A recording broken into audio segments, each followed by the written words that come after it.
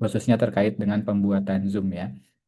Jadi eh, di ada dua cara. Yang pertama untuk masuk ke dalam AdLink. Yang pertama adalah jelas bahwa ibu bapak harus menggunakan akun yang bisa masuk ke situ dua Unpas HCID. Baik, untuk yang pertama, AdLink adalah ada ini logonya hilang ya. Saya mohon maaf sepertinya koneksi saya. Jadi AdLink itu adalah LMS yang kemudian digunakan di Fakultas Teknik khususnya di Pasundan juga keseluruhan sekarang kita menggunakan AdLink. Jadi ibu bapak untuk masuk ke dalam AdLink bisa diklik bagian AdLink kemudian memilih bagian dosennya. Nah, nanti akan terlempar ke sebuah halaman website. Di sini ada AdLink-nya. Ini adalah cara masuk AdLink yang pertama. Ada juga kalau misalnya ibu bapak yang kemudian tidak menggunakan apa ini icon AdLink, tapi bisa juga melalui mata kuliahnya. Jadi pilih SIM akademik, lalu pilih dosen. Sebentar. Nah, di bagian ini ada pilihan, ada tombol AdLink, ada kelas AdLink. Nah, di sini biasanya akan muncul terlebih dahulu loading. Nah, di sini tinggal diklik buka AdLink. Nah, ini langsung masuk ke kelasnya daripada yang tadi kalau misalnya kita coba dari yang get, kita nyebutnya get portalnya. Di sini add link. Kalau di sini adalah tampilan dashboard awalnya dulu. Jadi ibu bapak harus milih dulu mata kuliahnya, baru masuk ke dalam kelasnya. Tapi kalau misalnya yang lewat situ dua yang tadi, ketika masuk ke daftar mata kuliahnya, di sini bisa langsung diklik kelas Edlink-nya. Nah, itu adalah cara masuk Edlink yang tadi ya, yang pertama. Baik, kita masuk ke yang kedua, yaitu terkait dengan eh, sinkronasi data. Masih banyak sekali laporan-laporan yang terkait dengan eh, laporan bahwa mata kuliah saya belum muncul, padahal di situ dua sudah muncul. Nah, tadi sudah disampaikan bahwa DHMD itu memiliki kesulitan untuk melakukan akses terkait dengan masuk ke akun ibu bapak semua. Nah, bila ada misalnya mahasiswa yang baru KRS mungkin begitu, kemudian menyampaikan bahwa mohon maaf Pak, di presensi saya masih belum ada, atau misalnya Bapak Ibu sudah diberitahu oleh Dikjar atau Belmawa bahwa menghapus sebuah mata kuliah A, tapi di Edlink tidak ada. Nah, maka yang harus dilakukan adalah bagian pojok kanan atas. Di sini ada sinkronasi kelas. Nah, ini ada sinkronasi kelas. Nah, kalau misalnya ada tulisan mayoritas di sini sudah tersinkron ya. Tapi barangkali ada yang tulisannya belum disinkron, maka ibu bapak bisa melakukan sinkronasi terlebih dahulu. Misalnya di checklist begitu, mata kuliah yang belum tersinkron. Saya coba izin. Eh, ini banyak sekali. Hup. Oke, nah misalnya kita mulai sinkronasi. Nah, maka data-data yang kemudian ada pada Edlink Ibu Bapak itu akan data terbaru beserta peserta ataupun ada mata kuliah yang kemudian baru ditambahkan begitu. Nah, itu adalah poin yang kedua karena di poin kedua ini di mungkin di pertemuan awal eh, minggu kemarin atau minggu pertama banyak sekali yang kemudian mahasiswa terlambat KRS-an begitu atau ada penambahan kelas mata kuliah oleh prodinya sehingga datanya tidak muncul. Nah, Ibu Bapak bisa melakukan sinkronasi kelas secara mandiri. Itu yang pertama. Sorry, itu poin yang kedua. Setelah masuk kita sinkronasi kelas. Untuk yang berikutnya kita akan masuk ke eh, pembuatan Zoom. Nah, pembuatan Zoom, Ibu Bapak bisa pertama adalah memilih mata kuliahnya terlebih dahulu. Contoh yang saya akan buat adalah misalnya sistem aplikasi bergerak misalnya. Nah, kita akan masuk di pertemuan ketiga. Yang ini ya, berarti di tanggal saya hari Jumat 27 Februari misalnya. Ibu Bapak bisa membuat yang pertama diklik terlebih dahulu sesinya, sesi itu berarti pertemuannya, diklik, kemudian menambahkan bahan ajar, tambah bahan ajar. Saya ulangi di sini, tambah bahan ajar, kemudian pilih video conference yang ini. Lalu klik tambahkan. Nah, kemudian berikan sebuah judul, misalnya pertemuan ketiga, jangan terlambat. Misalnya. Nah, di sini ada dua pilihan, Ibu Bapak. Ada media conference-nya, ada Zoom dan ada Gmeet sebetulnya. Nah, kalau Zoom itu memang disediakan oleh si Edlink-nya. Tapi kalau misalnya untuk Gmeet, kalau Ibu Bapak yang sudah terkoneksi dengan email Unpad CCID itu juga bisa langsung Gmeet untuk education type ya, tipe untuk edukasi. Tapi kalau misalnya untuk Zoom, yang paling mudah biasanya Ibu Bapak adalah Zoom, maka diklik saja Zoom-nya. Kemudian di sini ada pilihan kapan video konferensi atau akan dibagikan. Nah, ini bisa dinantikan. Nanti itu berarti mau dirilisnya kapan. Misal ibu bapak jadwalnya jam 9, saya mau merilis biar anak-anak nggak menunggu. Misal mau di jam 7 misalnya, atau jam 8, atau misalnya tepat waktu jam 9. Atau misalnya dari sekarang anak-anak bisa melihat, maka bisa langsung dibagikan sekarang. Kemudian kita simpan. Nah, di sini itu otomatis Zoom-nya sudah terbuat. Nah, kalau sudah, Ibu Bapak bisa mengklik mulai conference. Saya izin diklikkan saja.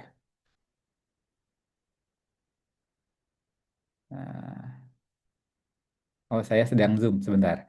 Nanti malah keluar. Tidak, tidak, tidak. Kan, tidak. Intinya begitu, Ibu Bapak. Jadi, itu cara membuat Zoom. Itu cara yang pertama. Atau ada cara yang kedua. Di bagian beranda, Ibu Bapak biasanya setiap hari itu misalnya hari ini saya punya kelas karyawan, punya kelas non-reg. Di sini ada jam malam, misalnya ada jam malam. Nah, di sini bisa juga dipilih bahan ajar. Nah, langsung membuat video conference, misalnya seperti itu. Dibuatkan dan seterusnya seperti yang tadi kemudian disimpan. Itu adalah cara pembuatan Zoom. Edaran yang kemudian disebarkan, maka Ibu Bapak kemudian walaupun secara offline agar mahasiswa bisa membaca terlebih dahulu materinya, maka Ibu Bapak diharuskan untuk mengupload materi di setiap sesi dengan minimal sesi yang kemudian ada materinya itu ada sekitar 7 atau 8 sehingga anak-anak atau mahasiswa itu bisa mengecek kembali materi yang kemudian disampaikan. Nah, untuk kemudian cara membuat materi atau memasukkan materi, maka Ibu Bapak yang pertama memilih terlebih dahulu, misalnya sesi 3, kita klik, sama seperti tadi, di sini ada tambah bahan ajar. Nah, di sini ada beberapa pilihan, sebetulnya hampir sama seperti tadi, ada materi, ada kuis, ada tugas, ada ujian CBT. Ini mungkin yang akan saya highlight adalah materi terlebih dahulu. Nah, materi kita tambahkan. Nah, materi kemudian itu bisa berupa PPT, PDF, ataupun link YouTube sebetulnya. Nah, misalnya kita coba buat adalah materi pertemuan tiga, misalnya ini adalah judulnya. Nah, ketika misalnya Ibu Bapak materinya itu berupa PPT yang kemudian harus diupload, maka Ibu Bapak bisa memilih terlebih dahulu tambahkan dokumen. Nah, ini kami sudah melakukan penambahan. Jadi penyimpanannya itu ada beberapa jenis, ada penyimpanan pribadi, ada perguruan tinggi, dan juga ada Google Drive sebetulnya. Nah, kalau Google Drive itu terhubung dengan eh, email daripada ibu bapak yang sudah terkoneksi dengan situ dua. Tapi kalau misalnya masih belum terhubung, bisa gunakan yang perguruan tinggi karena kita sudah mengupdate ke 800 giga. Nah, jika ibu bapak ingin mengupload materinya, misalnya PPT atau PDF begitu, maka kita tambahkan terlebih dahulu. Semoga terlihat ya. Nah, ada yang pertama bisa drag and drop. Misalnya drag and drop itu ibu bapak bisa lakukan eh, tarik filenya ke bagian yang kotak ini. Nah, ini misalnya contoh saya mau drag mana ya? Hup, masa sebentar. Nah, misalnya ini ada literasi digital. Misalnya kita masukkan ke sini. Nah, maka itu akan masuk di bagian ini. Ketika sudah, tinggal di checklist, kemudian dipilih itemnya, maka dia akan muncul sebagai materi. Begitu. Adapun kalau misalnya filenya ada dua, ya tinggal ditambahkan lagi dan seterusnya. Ini misalnya dua file. Oke, Pak, materi saya video. Boleh nggak saya menggunakan video? Itu dipersilahkan juga Ibu Bapak, apalagi itu kalau misalnya video yang Ibu Bapak rekam. Nah, tambahkan video ini berupa link, Ibu Bapak. Jadi misalnya kita coba buka YouTube, misalnya sebentar, matematika dasar, misal seperti itu. Nah, misalnya kita ambil, bentar izin, eh, saya coba iklan dulu ini. Oke, oh iklannya banyak. Sebentar. Nah, oke. Nah, di sini eh, ada satu video misalnya yang Ibu Bapak misalnya di sini adalah angka dan bilangan misalnya.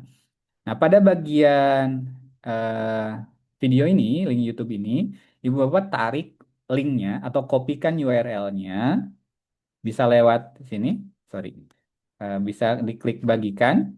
Nah, ini ambil disalin, salin linknya, diklik salin, lalu dikopikan ke, sebentar, nah ini, tambah. Nah, ini bisa upload materi kalau misalnya memang materinya apa, sorry, videonya mau diupload, tapi kalau misalnya mau link YouTube, ini link videonya kita copy pastekan di sini. Kemudian kan berikan judul contoh video simpan. Kadang kita muncul. Nah, ini contoh video.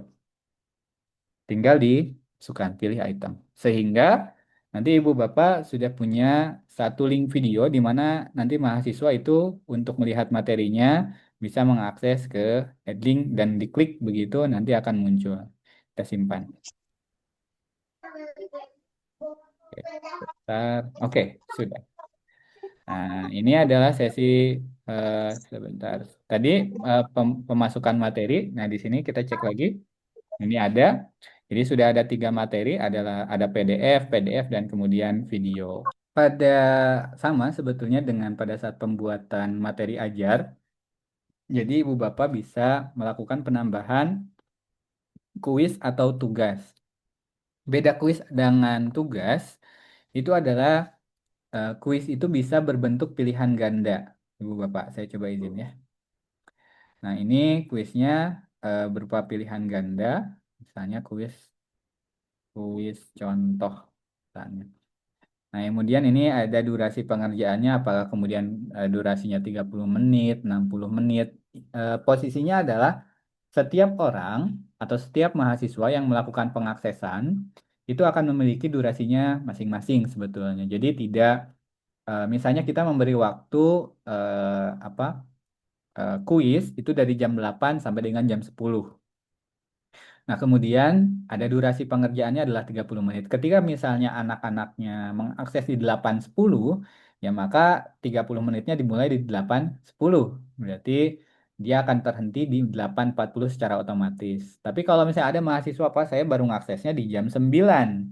Maka ya 30 menit dia akan dimulai di jam 9 itu. Jadi durasi pengerjaan itu tiap orang akan berbeda-beda sesuai daripada batas waktu yang Ibu Bapak tentukan. Misalnya tadi batas waktunya itu sampai dengan misalnya kita batas waktu jam 10 misalnya. Kita kuliahnya di jam 9. Maka kalaupun misalnya dia mengakses di 9.50, maka meskipun durasi pengerjaannya 30 menit, tapi karena batas waktunya adalah jam 10.00, maka dia hanya akan mendapatkan durasi 10 menit. Begitu.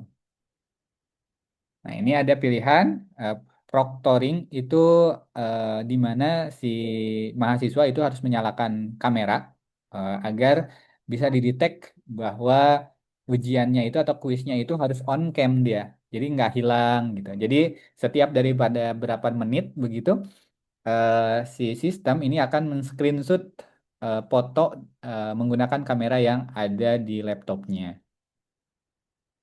Nah, kalau misalnya tampilkan laporan kepada peserta kuis kuliah, ini adalah jenis di mana kalau misalnya udah selesai daripada kuisnya, mahasiswa itu bisa melihat jawabannya, yang betul yang mana. Poin satu misalnya jawabannya A dan seterusnya. Dan dia juga bisa mendapatkan mendapatkan informasi terkait dengan hasil daripada kuis dirinya sendiri. Kalau acak pertanyaan dia diacak dari nomor satu, misalnya ada banyak persoalannya 1 sampai dengan 10 bisa diacak-acak. Nah, kalau misalnya sudah, kita coba. Misalnya kita atur pertanyaan kuisnya. Nah, ini yang saya coba eh, terkait dengan kuis, misal Ibu Bapak, eh, ini kalau misalnya Pak, soalnya saya 40, kalau misalnya masukin kayak gini capek, apakah kemudian ada cara cepat? Ini ada Ibu Bapak pertama, bagian baru di sini ada import import pertanyaan, diklik. Nah, di sini ada unduh template pertanyaan dan jawaban. Jadi kita coba download terlebih dahulu Excel-nya, dan kemudian di Excel tersebut ada template untuk kuisnya. Bentar. Nah, ini adalah template dari kuisnya. Jadi pertanyaannya apa, jawaban benarnya apa, ini jawaban salahnya. Misalnya jawaban benarnya adalah A, jawaban salahnya adalah B, B, C, D, dan E, misalnya kayak gitu. Nah, kalau sudah, ini kita bisa lakukan unggah datanya. Jadi tadi kita sudah membuat tiga misalnya.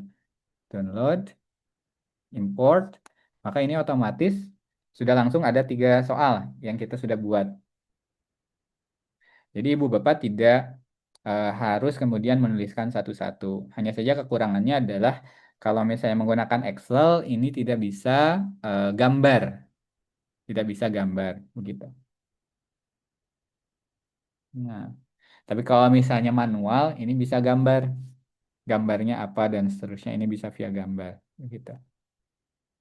Nah, ada satu keuntungan di mana jika Ibu dan Bapak menggunakan kuis, nilainya itu otomatis akan langsung tercek. Jadi Ibu Bapak tidak harus melakukan pengecekan terkait dengan kuis setiap peserta, kecuali yang tugas. Kalau tugas kan itu upload data. Nah, kalau kuis, keuntungannya adalah ketika misalnya Ibu Bapak menggunakan kuis, nilainya itu bisa langsung kita tarik di situ duanya. Contoh yang saya gunakan misalnya ada kuis, kelas kuliah, sistem, aplikasi bergerak. Nah, di bagian nilai perkuliahan, Ibu Bapak itu bisa menarik tarik nilai Edling. Nah, ini komposisinya disesuaikan. Misalnya ini untuk CPMK 1 misal. Nah, ini ada satu kuis, saya sudah membuat kuis. Kita coba cek. Di checklist kuisnya kita mapping. Nah, ini sudah langsung dapat nilainya, kuisnya. Kita ini hasil daripada kuis yang tadi misalnya. Ini setiap anak itu sudah mendapatkan nilainya. Kemudian kita bisa langsung simpan.